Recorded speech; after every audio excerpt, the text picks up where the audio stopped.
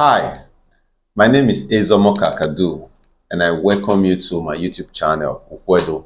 Here we discuss topics, issues, anything that is related to Edo or Benin Kingdom. I mean, our history, our culture, as well as tradition. So these are the kind of videos that you seek. Please stay with me.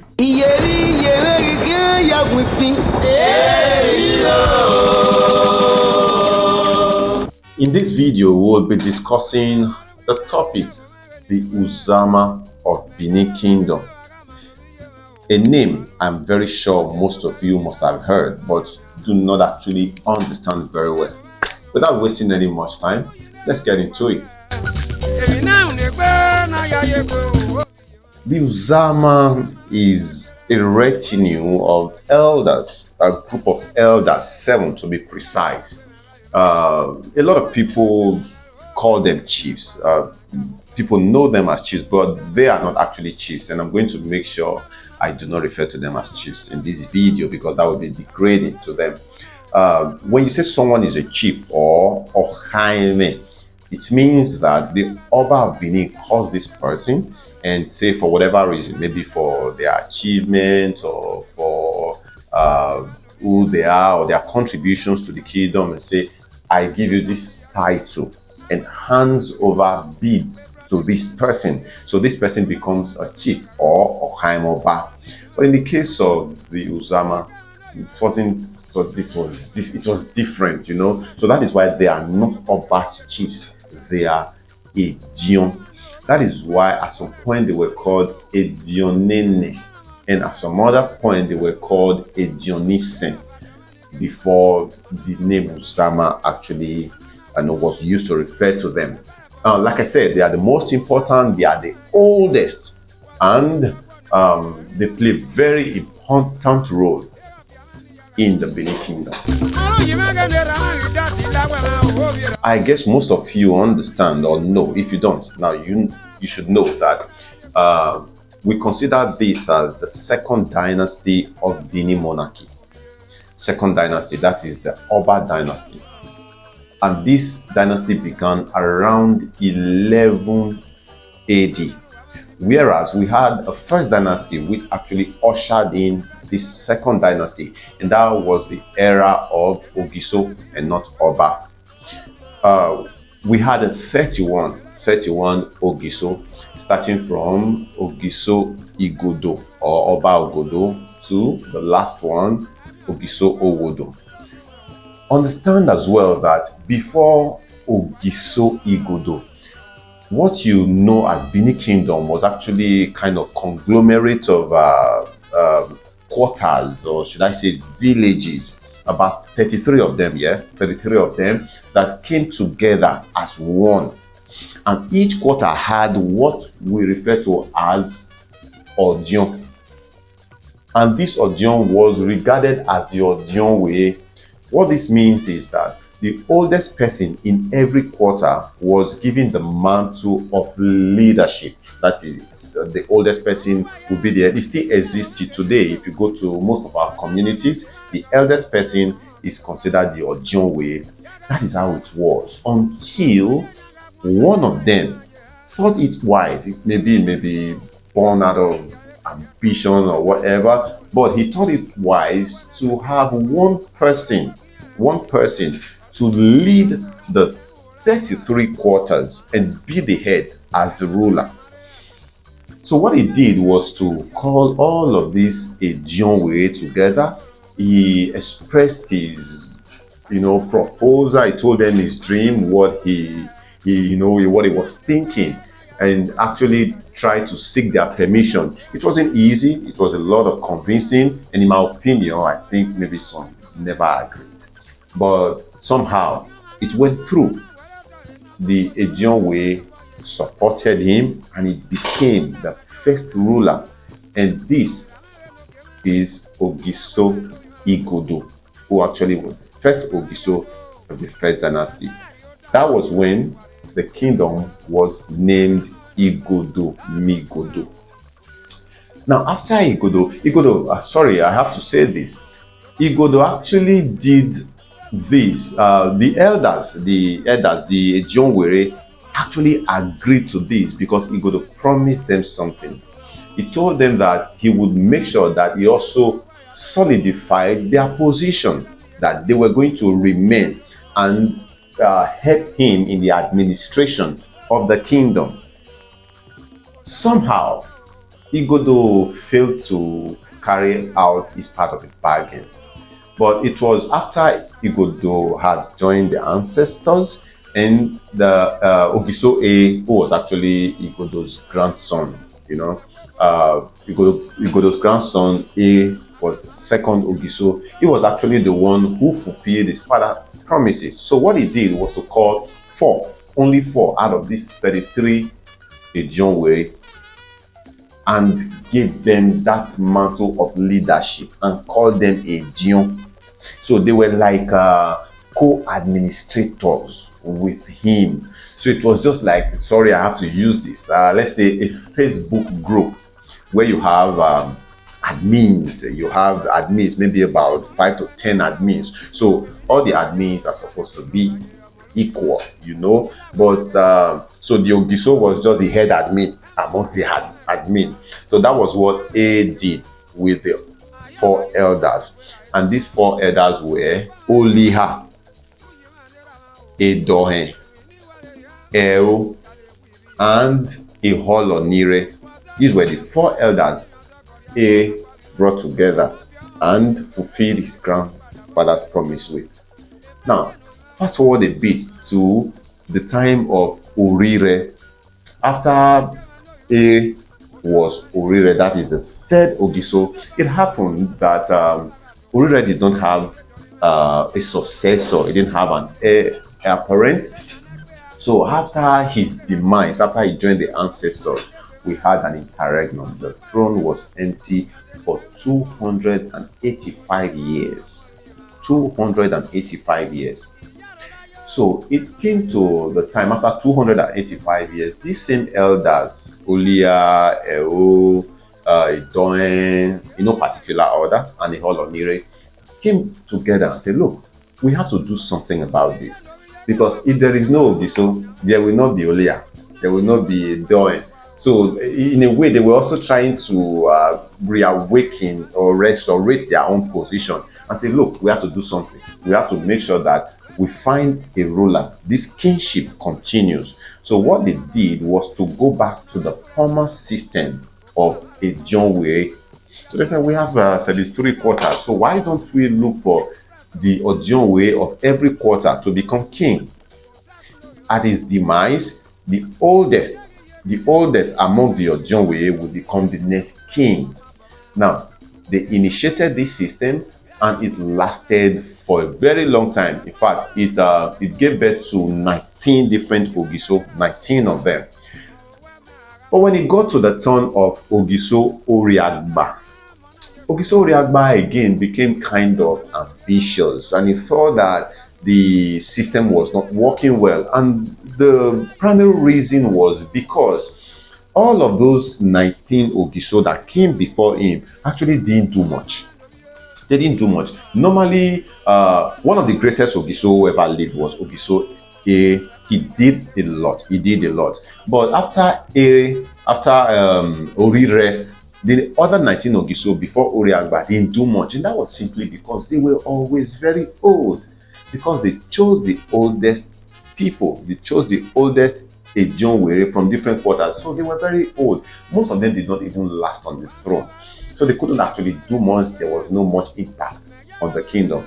So Oriagba called these four elders and said, look, how about we go back to the former system where the son, the first son of the king, takes over the throne at the demise of the king. And that is because if you actually look at it, you see that the heir apparent, that is the first son of the king, would know a whole lot more about kingship. We know a whole lot more about ruling or rulership. Okay, unlike maybe one old Ojonwe who is just made king just because of his age. He convinced these elders and they actually yielded. But they also had a bargain with him.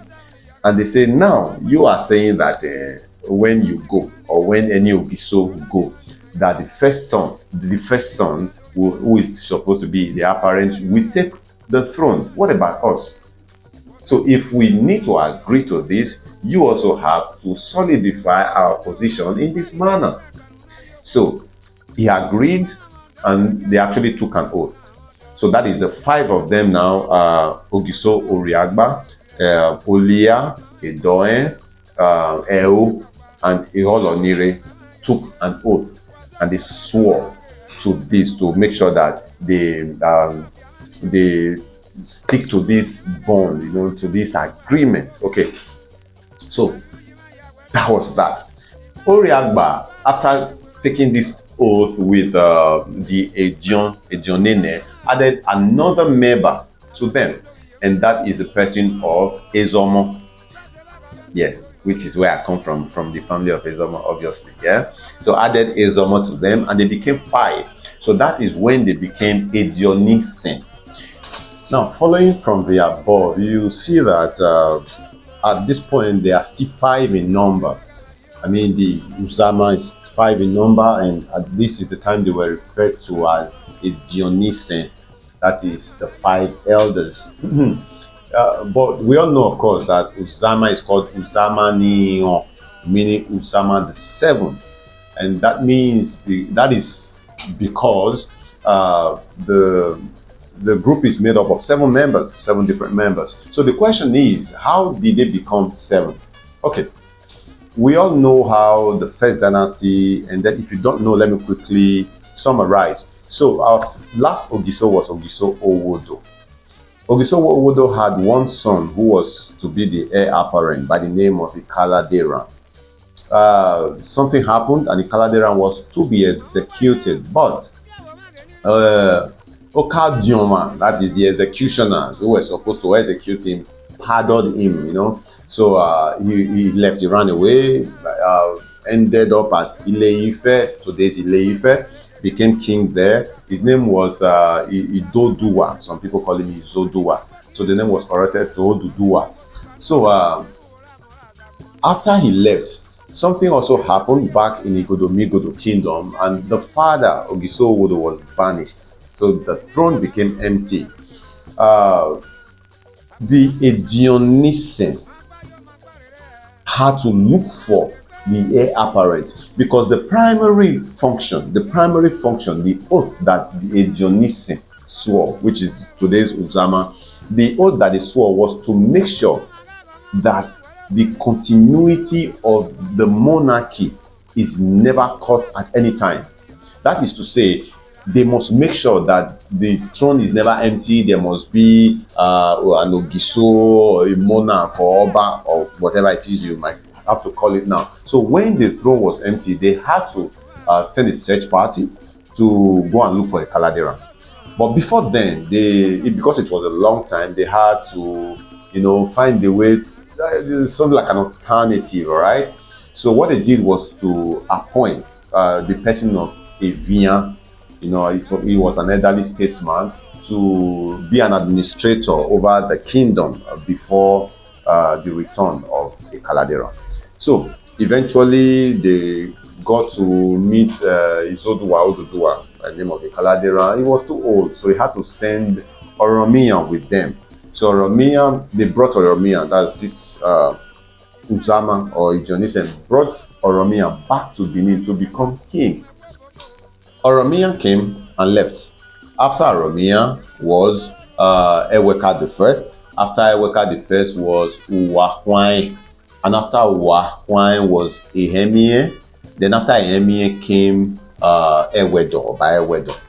Now, all of these rulers, all of these Oba, and even the Ogiso that came before them were actually kind of curbed in one small circle. Remember, the palace Asaden was located in Usama, today Siloko Road. For those of you who are familiar with Benin City, if you know Siloko Road, once you enter Siloko Road, You see one big land, traditional land to the right before Travis School. That was the palace as at then. And that palace was located within, around, or no, not around, within, the circle, should I say circle of this Ejionisen. If you look at Uzama Palace, it was closed. Look at Olia's Palace. Is it a hall or like that? So Ewedo did not want any of this. Ewedo wanted more. So Ewedo did not want to be treated the same way other Oba and Ogiso were treated. So what Ewedo did was to first of all move the palace from Usama to the present day location, Ogbe. Now he wanted to leave their circle, he wanted to leave that location so that they would not interfere much, they would not no longer see him as equals, So he wanted to show them that, hey, look, na me be Oba, I'm the king. You need to give me that respect. You need to respect me as every other Edo man respects me. Apart from the fact, of course, you have some privileges as the Ejion, So he moved the palace. And he did a whole lot of other things. He made some rules. In fact, he cut them into size. He reduced their power to the barest minimum. And one of the things he did also was to create the position of the Iyase. Iyase. The full meaning of Iyase is Iyase, Iyona Sewa, Ra, Niya Sewa. Meaning that this one now take personal.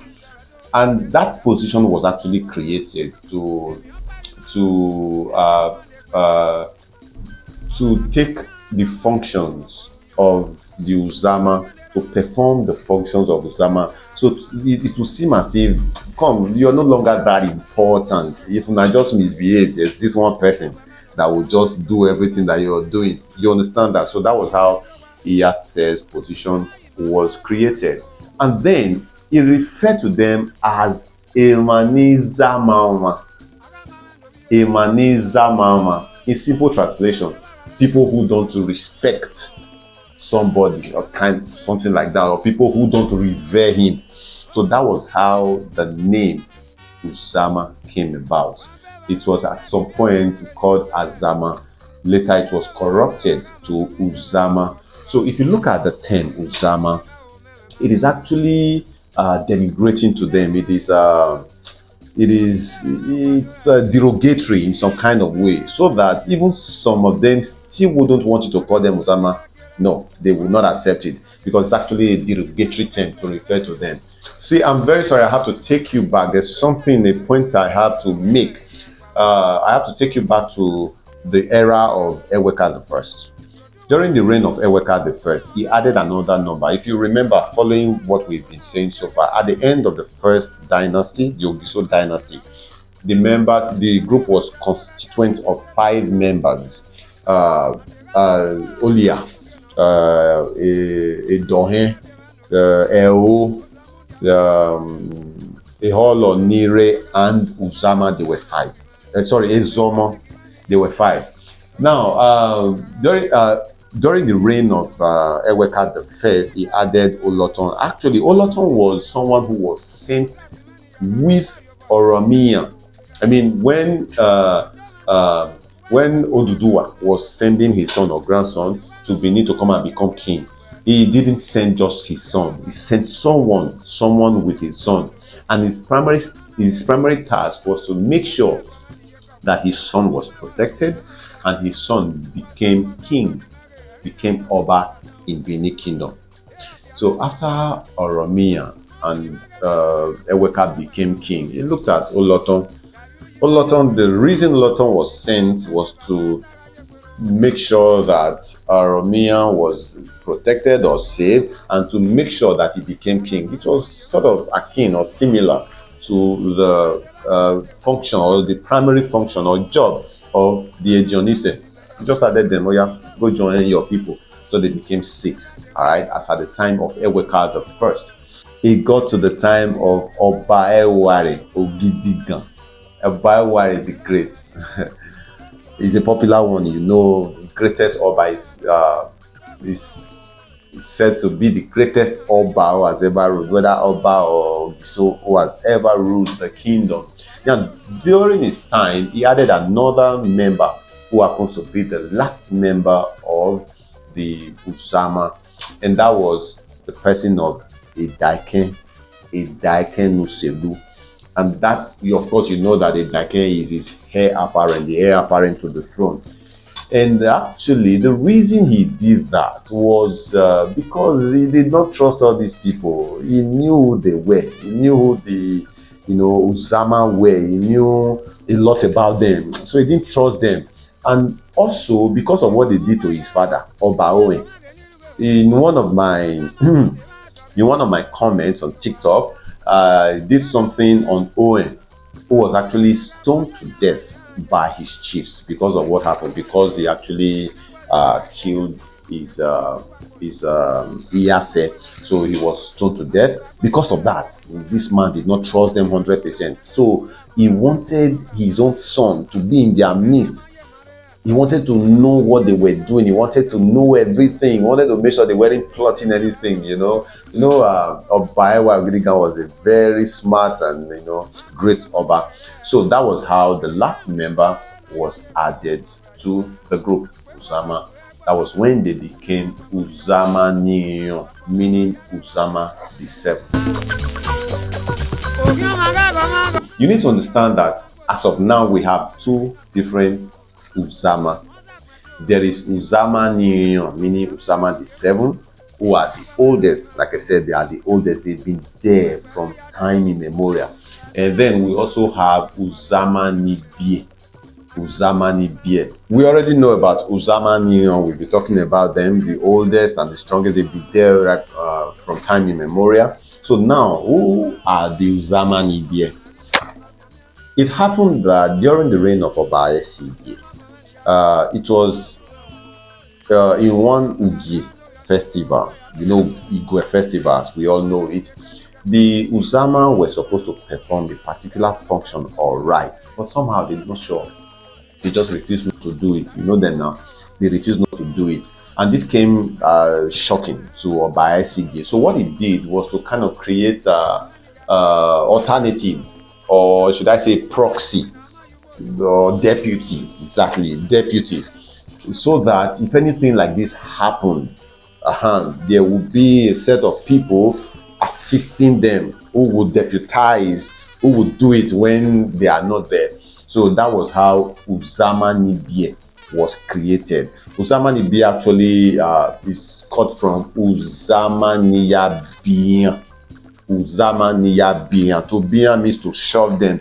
As in, now this Uzama now they push them away, they command them, they shove them away. So that is Uzama Nibie. So I guess you understand now the Uzama Niyon and Uzama Nibie. So the Uzama Nibie are actually chiefs. They were chiefs before. They were not just brought from anywhere. They were chiefs before. They had their chieftaincy titles before. So they were now given second assignments to do, and they only function when, if for example, God forbid that it ever happens, if for example the Uzama Niyon, for whatever reason, they refuse to perform their function, so we have another body, a group of another 7 chiefs that will do exactly what they are supposed to do. So that question, I would answer yes and no. Yes and no. And the reason for that is, in my own opinion, I would say that at some point in time, the Uzama Niyon were actually kingmakers. They could be referred to as kingmakers. Why would I say that? At some point they were very powerful for a very long time. They were very powerful until the time of Oba Ewedon, who actually cut them to size. They were very powerful. They actually had the power to make and unmake kings. So this infers that if, as an heir apparent, you have to be in their good books. You have to be in their good books. You have to be a very good boy.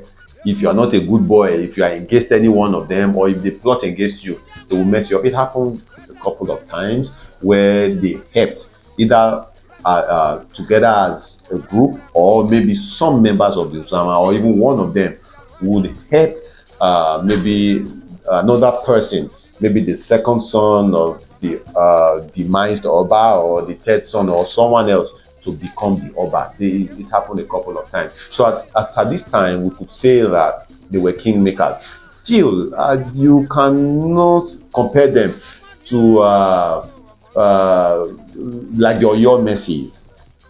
I know if you look at the Yoruba system, of course, some of us know the Oyo Mercy. The Oyo Mercy. The Oyo Mercy was a group. I don't know if they still exist. I'm sorry. They were a group of chiefs who actually who actually checked the SSCs of the Alafin, and in turn they were checked by the Ogboni. I don't want to go too far into that, but you need to understand that the Oyo Mercies kind of made the kings. They made their kings. In fact, there are some things that the king could do when they felt tired, when they felt they didn't need the Alafin any longer. They would present the Alafin calabash to go and kill himself, to go and commit suicide, and bring in someone else. You understand what I'm talking about? So those are the people you could actually call kingmakers.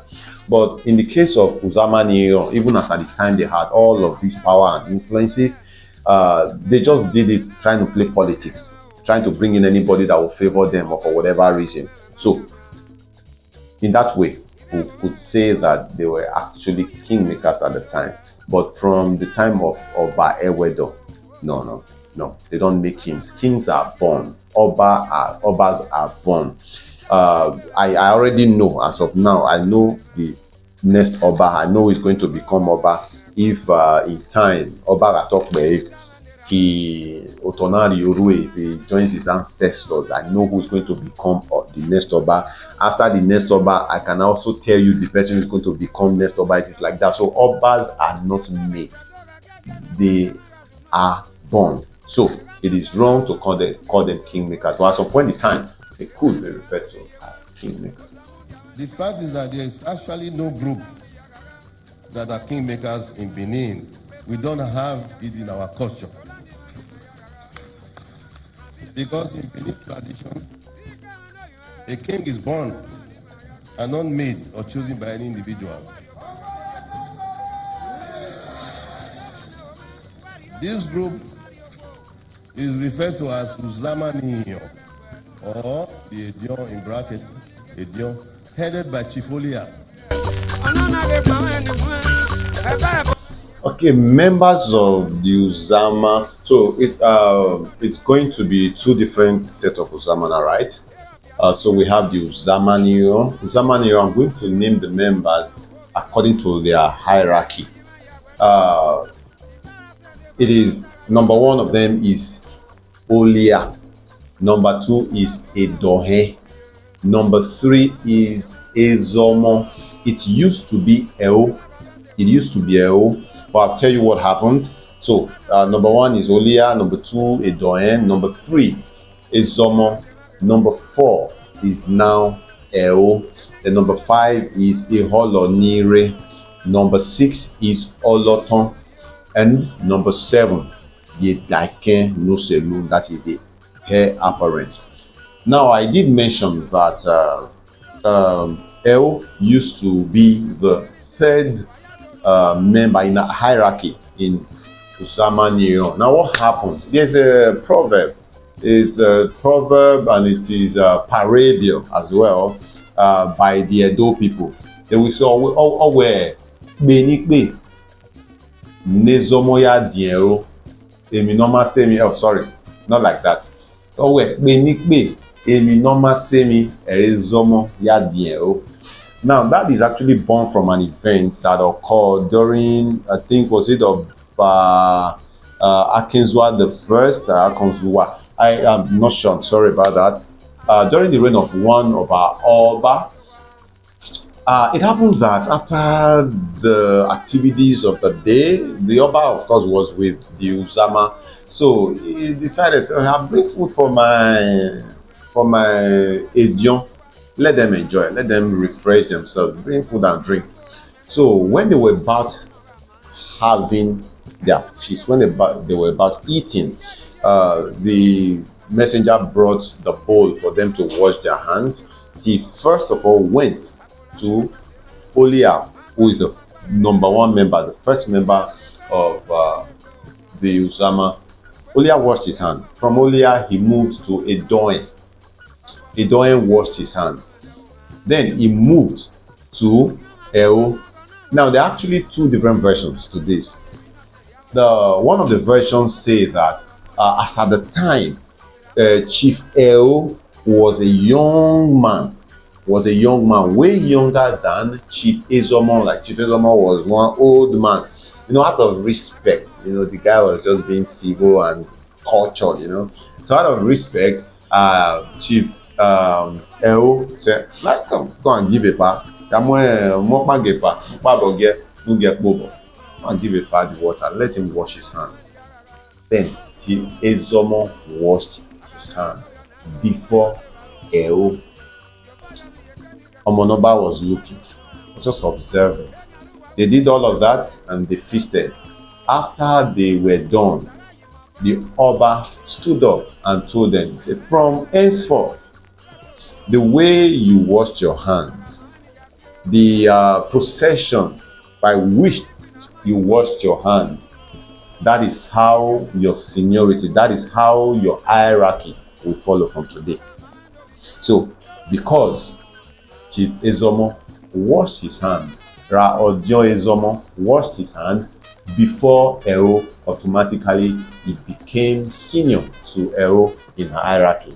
Like I said, that was one version of the story. Another version says that when Eo was about washing his hand, that Ezomo said something, made an utterance, something that was annoying, something that was provocative, and because of that, Ero said, please go and just give him the water to wash his hands. And Ezomo actually did before Ero. So that was after everything. Oba made that pronouncement. So this is the new hierarchy. Whereas before this time, it was Olia, Edoin, Ero the third.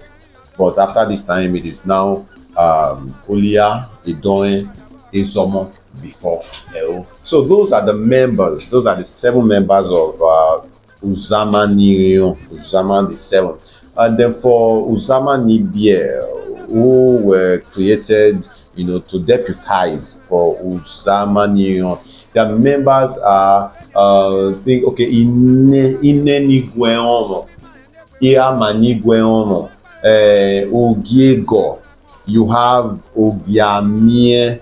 Then you have is it a holo? There's a holo Nigweomo, and then a holo Nigyoduma. So these are the members of both Uzama Neo and Uzama Nibie. Thank you very much for staying here with me. It has been a great time with you. For those of you who stayed till the end, of course. So please, if you find this video interesting and edifying, please do not forget to just press like, all right? And if you like my page, if you like what I'm doing, please subscribe. Help me grow, okay? There might be questions you want to ask. There might be things that you want to know about Benin Kingdom. I'd like to see them in the comments. Without question, even if they are not questions, if you have comments, if you have contributions to what I've just said, maybe I didn't say the right thing, maybe you have the right to please come and tell us what you think. And if you like to see my videos anytime I post, maybe you would like to be notified, please, after subscribing, click on the notification button. Thank you. Oba Atokbe is said.